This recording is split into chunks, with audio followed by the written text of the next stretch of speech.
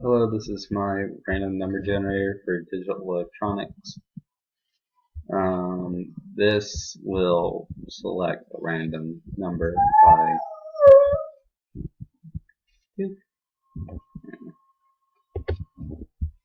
that by it starts. So the way this works is keeps going depending on whichever light is off. That's the number you select, and then you stop it. So I just selected 5. Keep it going, keep it going, keep it going. Click one, and it will make it go faster, and then bam, 5 again. Well, that time I got 7, got 4, got 4 again, 4, 6, and 3. So just a bunch of random numbers. Alright.